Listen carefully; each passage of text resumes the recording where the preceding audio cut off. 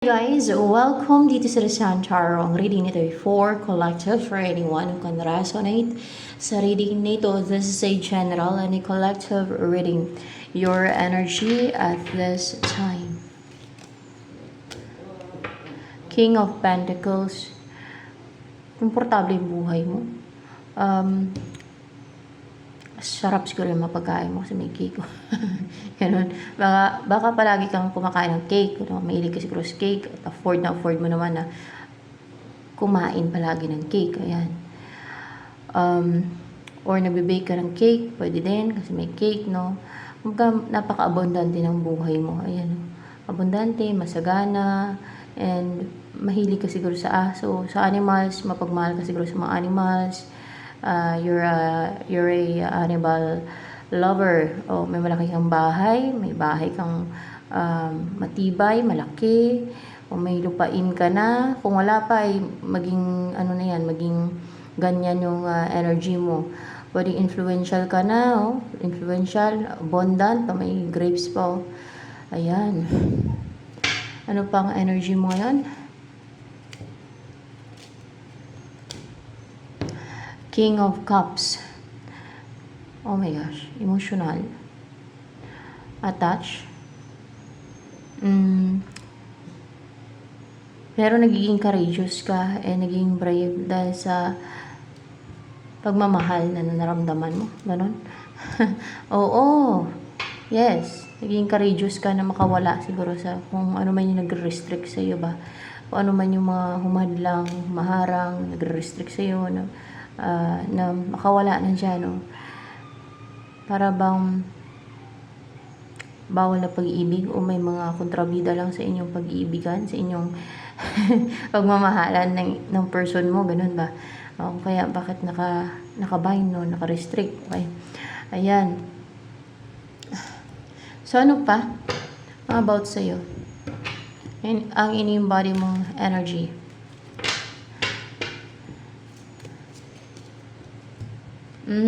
The child. You are like a child na parang bata. Ano yun?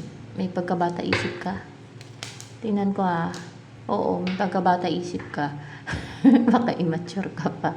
Or bata isip, may pagkabata isip ka. No? Sa energy na to. Ano pa? Maganda kasi itong deck na to eh. Wait lang Thought. Malalim sa iniisip mo, tapos naging emotional ka.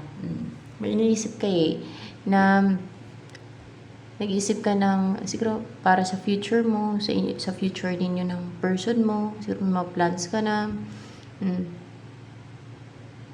Yung thought mo, possible at stable kasi may pentacle naman dito. Naging realistic ka sa kung ano may iniisip mo.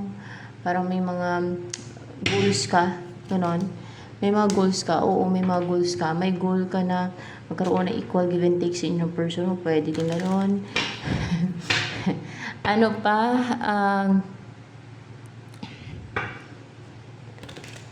Tungkol sa'yo. Ay, passionate ka na mag-take ng action. And parang nag-umapoy. Parang sumisiklab. Ganon. Yung damdamin mo. Sumisiklab talaga. Sumisiklab ba yun? Sumisiklab nga yung damdamin mo. Tama nga. Sumisiklab. Yun nakuha ko dito kasi may apoy, no? Sumisiklab yung damdamin mo. And parang sumusunod ka sa tugtog ng damdamin mo kasi may note. Yan. Ayan, no? And you're passionate and positive kasi may yellow din, no? And full of desire, no? To take action na or to start something or to do something, to make a move or to start to take action sa goal mo, kung ano man yan, yung goal mo na yan. Ano yung mangyayari sa buhay mo? Ay, hindi ka na maging balance pa, yung parang matingga. Hindi ka na matingga pa. Yung wala kang ginagawa, hindi ka na matingga na parang walang ginagawa or walang action na ginagawa. Maybe sa connection ng person mo hindi na tenga yan, pwede din ganun. Ano pa ang next na mayari sa buhay mo? So, there's movement na talaga. May galaw na, may gagalaw, may kikilos. Hindi na matitenga, no? Wala na, kung sa love life mo man yan, sa connection yung person mo, o kung saan area ng buhay mo. Ay, ano kaya to? Walang pansin, ano ba to kanina? Upright ba tong the world na to? Upright to yan. Pero dalawa sila. The world, puro upright.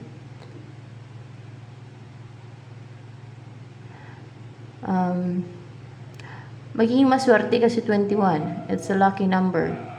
Kaya yung mga pinanganak ng 21, 12, maswerte guys ha. Maswerte sa buhay. Parang blessed ba yung sa career, sa buhay. Kasi ruled by Jupiter eh.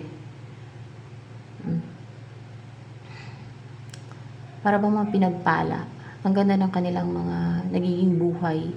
Parang walang gaanong obstacle guys. Hindi kagaya sa iba na puro hirap yung pinagdadaanan. Ganon. Sila madali na mag-succeed. Madali nila makamit yung mga pangarap nila. Yung mga ganong date ipinanganak. Yung 21 at 12. Obserbahan nyo yung mga artista na mga maswerte sa buhay. Mga 21 or 12 yung kanilang birthday. Sa ganong petsa sila pinanganak. Ayan. Ruled by Jupiter kasi. They're lucky. Lalo sa finance. Lalo financially.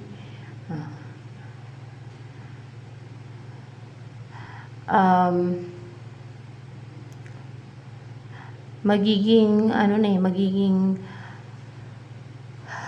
balance yung chakras mo, open kasi color purple. You will live your dream life, yung dinidream mong buhay. And para bang mag-i-enjoy ka na lang sa buhay. Ganon. And then maybe you will live in a place na, o kung sa place ka man nakatira na malapit sa dagat, sa beach, or you will live in a place na parang may beach, may dagat.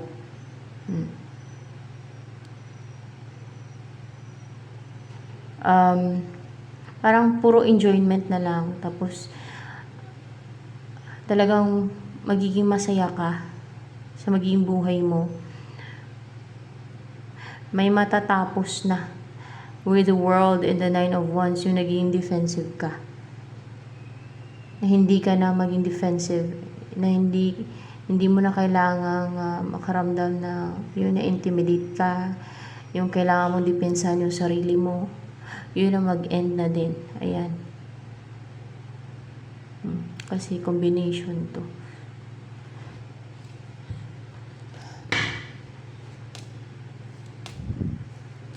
Parang hayahay na yung magiging buhay mo. Ano yung umpisan mong buhay? Mamumuhay ka na ng tahimik, secluded, may privacy, at hindi ka na yung nagdurusa, hindi ka na naghihirap, hindi ka na nahirapan, emotionally man or financially, either dyan, or both, depende sa situation mo. Maging tahimik na din yung isipan mo, makafocus ka na sa sarili mo, para ba mag-focus ka na sa pag-discover kung ano yung mga purpose mo in life, mission mo in life, sa sarili mong buhay, sa pagkilala sa sarili mo, ano yung purpose kung bakit nabuhay ka, mga ganon, mas malaliman, no, ganon. Hindi ka na din feeling ghosted, ganon, or yung naging kawawa, para bang kawawa, no? Pagdating sa love life, ganon. Parang iniwanan or pinabayaan ng person mo, hindi ka na maging ganon. Makarecover ka na sa ganyan. Ano pa ang magiging buhay mo?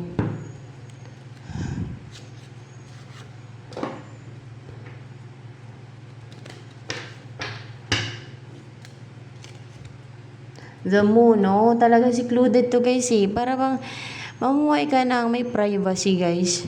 Sa tagong lugar o in a place na tago. Kasi moon, parang naka-hide sa maraming tao. Tago sa maraming tao na hindi napupuntahan ng maraming tao or ng ibang tao yung place na yan. Maybe it's pwedeng hacienda or private place na pagmamay-ari mo or pagmamay-ari ng person mo or basta doon ka titira, no, sa place na yan. Lilipat ka dyan sa lugar na yan. At mukhang malaki naman yung bahay na yan. O baka pinundar mo yan or else ay sa person mo, no, pag nagsama kayo doon kayo titira, pwede din. Maganda pati kung malapit sa dagat kasi paghunas, makapanguha kayo ng mga lamang dagat, guys. Mga seafoods, libre lang, no? Tsaka ma-enjoy mo pa. Nakakatuwa siguro. Tapos yung meron ding part na makapagtanim-tanim ka. Ganon. Makapagtanim ka. Sa ganun, libre ka na sa gulay. At kung may makapagtanim ka din ng prutas, edi libre ka na sa prutas. Kunti na lang yung bibilhin mo. Fresh po yung kinakain mo, di ba? Ang saya ng ganon.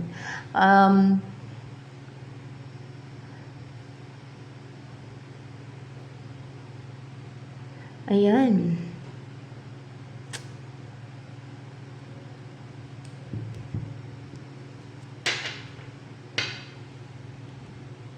Yung place naalala ko tuloy, guys. Yung place nung bata pa ako. Yung kinalakihan ko. Doon ako yung pinanganak. Para bang wala talagang yung kapalit. Yung ganong place. Kasi doon kasi ako pinanganak. Para sa akin. Parang napaka-perfect na lugar na yun. Para sa akin.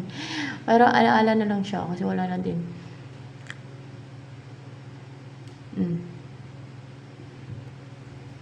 So, ayan. Ano pa? Magiging buhay mo. Tingnan natin. Verso. Tingnan nyo, guys.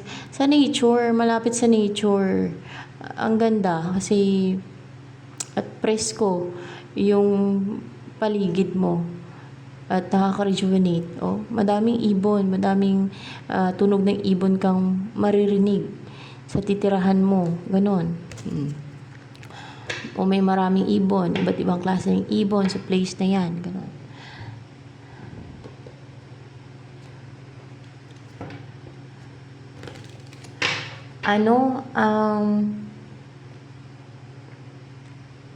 Ano yan? Talagang dyan ka ilalagay ng God sa place na yan. Oo, dyan ka talaga ilalagay ng God sa place na yan. Dyan. Yan ang nakalaan sa'yo na place. Lugar mo man yan ngayon o kung hindi pa, ay basta lilipat ka doon o nagbabala ka maglipat o lumipat. Kaya na. At kung wala ka pang kalam-alam na lilipat ka sa ganyang lugar, ay may darating yan na opportunity or may mag-offer niyan sa'yo o pwedeng lugar ng person mo, pwedeng gano'n na yung lilipatan mo. And ito yung lugar na yun. Ako, guys, mas gusto ko yung ganyan, tahimik na lugar. Kaya ako nagbabala kung doon na lang kami sa Dumaguete. Sa lugar ng asawa ko kasi gusto ko doon kasi tahimik nga. Tsaka gusto ko yung sa nature. Maganda to kung marunong ka lang makontento sa simpleng buhay, ganun. Tapos magtanim-tanim ka, ganun. Hindi boring ang buhay, basta masipag ka lang kung sa mga ganung place. Basta masipag ka lang. Basta gusto mo yon kasi iba-iba ng gusto iba't ibang tao Iba-iba yung gusto nila. Merong ayaw sa mga gantong place na secluded, sa forest or sa nature. Merong ganun. Ang gusto nila ay sa mga building sila titira. Siguro nagsawa na sa mga gantong place. Pero like me, mas gusto ko itong mga ganito. Ako lang. Para sa iba, boring or simpleng buhay, ayaw nila. Kasi meron talaga mga ganong tao, guys. Kasi dun sa lugar ng asawa ko, yung mga nakatira doon, nagsilayasan doon kasi ayaw nila doon. Kasi bundok. Sawa siguro sa bundok. Kaya meron talaga mga tao na ayaw nila sa mga ganitong lugar na tago.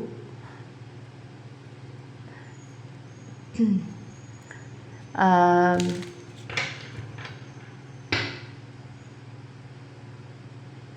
ano yung kahilingan mong magagrant? Upright ba to? Yes, yung magkaroon ng balance yung inyong person mo.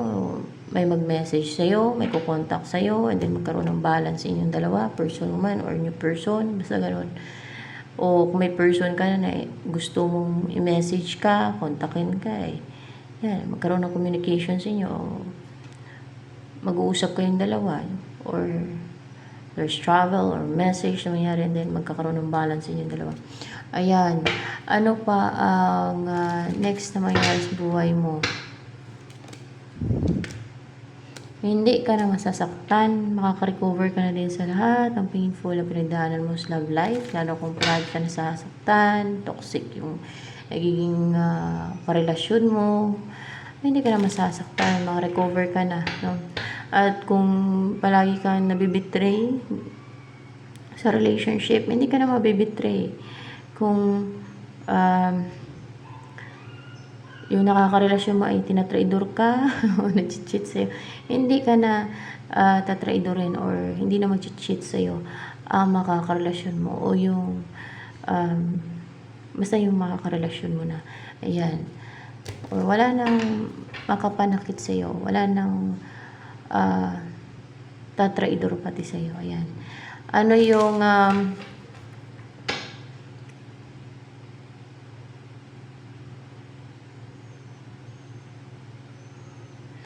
darating sa love life mo? Strength. Ano? Strong bond. Partner mo. Yung partner mo na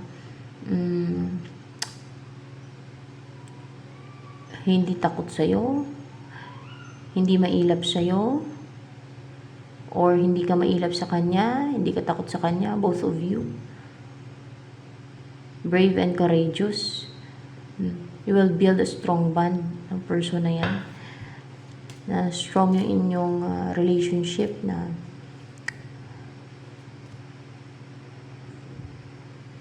may makakasama ka na sa buhay. Ayan. Bubuo kayo ng pamilya. So positive. Ayan. Palagi kayo magpipiknik. Magkakaroon kayo ng mga anak. Ayan. Makailan pa kayo ng anak? Makadalawa. O, makakadalawa pa kayo ng anak. O, dalawa to. Ayan, makakadalawa pa kayo.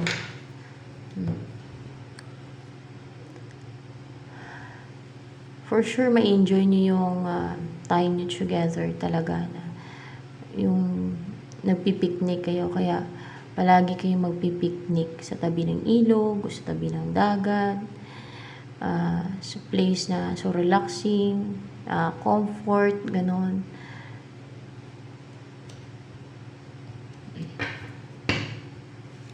Masaya kayo mamuhay, fulfilled, so happy, no? Full of happiness, and payapa yung isip nyo, payapa yung buhay ninyo. May alaga kayong pusa or aso man.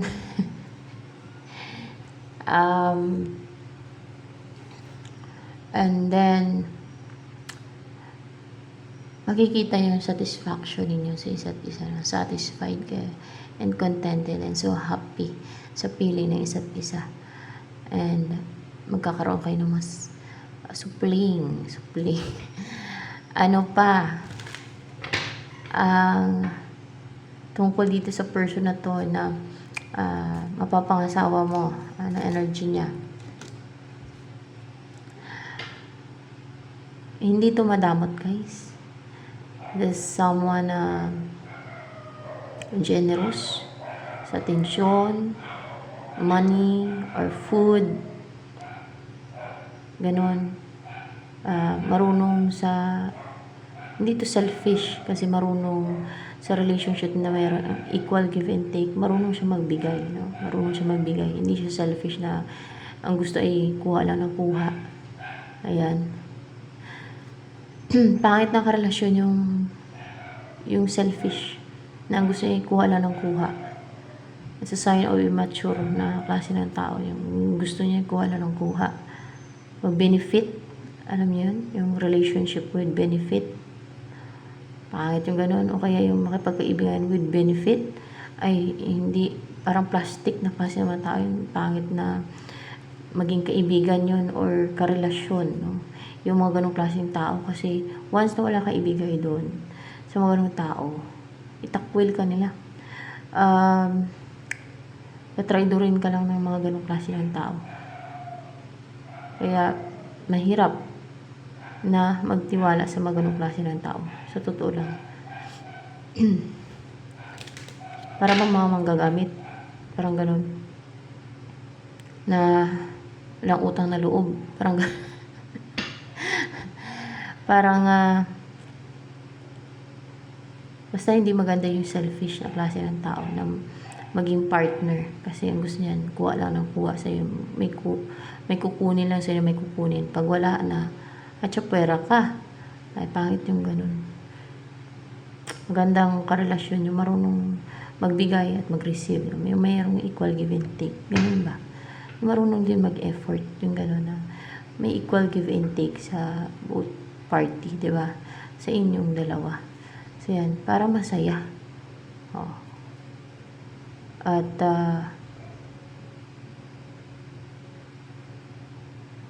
wala kayong maging problema.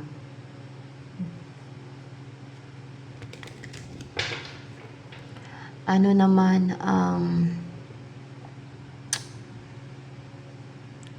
next na mangyayari sa inyo ng person na to? Ano kaya ang next na mangyayari sa inyo ng person na to na mapapangasawang o maging partner mo? May magre-risk, guys. May magre-risk talaga. The Fool. May mag-start sa inyo. May magre-risk, may magte-take ng leap of faith. Either sa inyong dalawa or both of you. Or maybe your person. Yan. And then, ano mangyayari next sa inyong dalawa? Magkakaroon ng stability sa inyo. There's celebration, maybe kasala na agad. O magsama na kayong dalawa, ganon.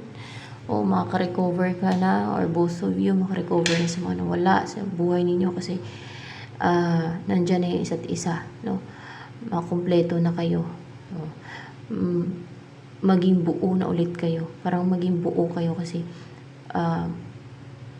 may partner ka na, may partner na siya, which is kayong dalawa, no? Partner na parang napunuan yung mga nawala. Ganon. Kunwari ay nawala yung ex mo, nawala yung ex niya, no? na naghiwalay, no? Parang ganon ba? Na may manawala sa buhay niya. Ngayon, pag pumasok ka sa buhay niya, ay mapunuan yung manawala. Ganon, no? Pag pumasok ka sa buhay, pag pumasok siya sa buhay mo, ay mapunuan ngayon yung mga nawala sa buhay mo. Magiging masaya ka na ngayon, magiging masiyahin, maging fulfilled, kasi meron ka ng partner. Magiging partner mo yan kasi merong 4 of Wands dito. Kaya nga mapapangasawa mo yan. Ayan meron 10 of Cups. Bubuo kayo ng pamilya niyan, ng tao na yan. Kaya, makaka-recover kayo, both of you, sa mga nawala sa buhay ninyo. Papalitan ng happiness, peace, harmony, matiwasay, at blissful na buhay, ganon, full of contentment and satisfaction and fulfilled kayong dalawa.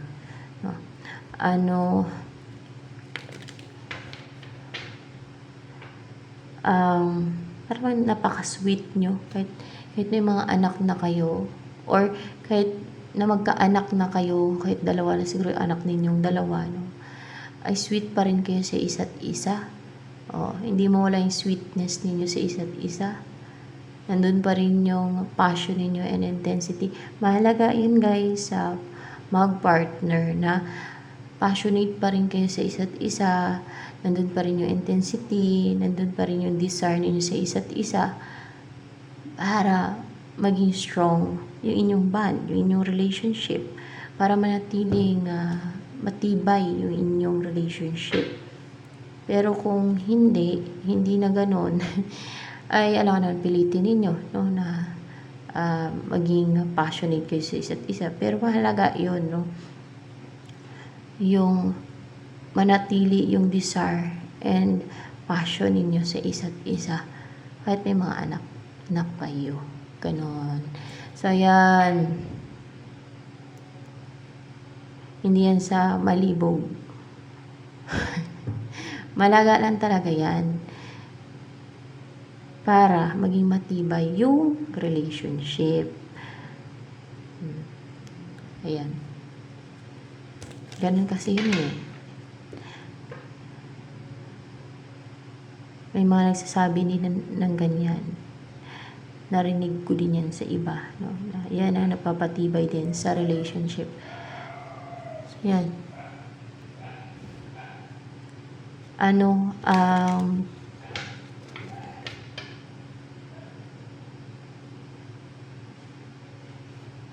Next na mangyayari sa buhay mo, maging, ito na ano.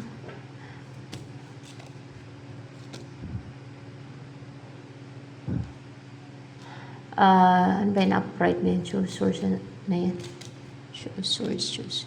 In reverse to, hindi ka na ma-stuck. Or yung love life mo, hindi na ma-stuck. Yung parang natingga ba, na napigilan, na-stuck, hindi na. Magkakaroon ng movement or gagalaw na. May gagalaw, may kikilos, may magtitake na ng risk, gano'n. Ano pa? Or maybe yung connection ng person mo, hindi na ma-stuck. Ayan. Kasi in reverse na yung choose source dito. Or kung naging clouded or naging confused yung isipan mo dahil merong mga napaka-clouded, merong napaka-confused, hindi ka na magiging yung clouded yung isipan mo. Hindi ka na mako-confuse pa. Maging clear na yung isip mo. Wala na mga-clouded pa sa isipan mo and sa emotion mo. So, ano pa ang next na mangyayari sa inyo ng person na to na mapapangasawa mo o magiging partner mo? Upright ba tong 5 swords? Yes. It's 5 swords. Hindi kayo mapipigilan ng mga kontrabida sa buhay ninyo. Hindi, para bang advance kayo or skillful, pwedeng ganun. Hindi kayo mapipigilan, hindi kayo matatalo nitong mga witches or evil or mga evil na mga tao, mga witches. Maybe witches yan, mga witches yan na nagpapalito sa inyo. Hindi na kayo malilito, hindi na kayo mako-confuse, hindi na kayo distract ng mga yan. Magtataka sila, bakit hindi siya nadidistract? Bakit hindi sila nadidistract? Bakit hindi sila nako-confuse? Bakit hindi sila nalilito? Bakit tuloy-tuloy yung kanilang connection? Bakit nagkakaayos sila? Bakit naging okay na sila? Parang maano sila, may stress lalo, ma-frustrate pa yung mga witches na yan. Kita nyo na kung ano kasama yung mga yan? Kaya nga sa Biblia, pinapapatay ng God yan eh. Meron yun, di ba? Sa Biblia. Na pinapapatay daw yung witches, sabi. Hindi ko yun nabasa. Sa ano lang, sabi ng iba din. Hindi ko nabasa yung ganung verse. Sabi lang ng iba. Kasi yun, wala akong Biblia dito. Naiwan sa Iloilo. Kaya hindi ko siya mahanap. Sa Google ata meron, naman ko lang. Sa YouTube, meron kaya. Ayan guys. Ano ang next na mangyayari sa inyo ng person na yan na mapapangasawa mo? Ito, mapapangasawa mo na yan.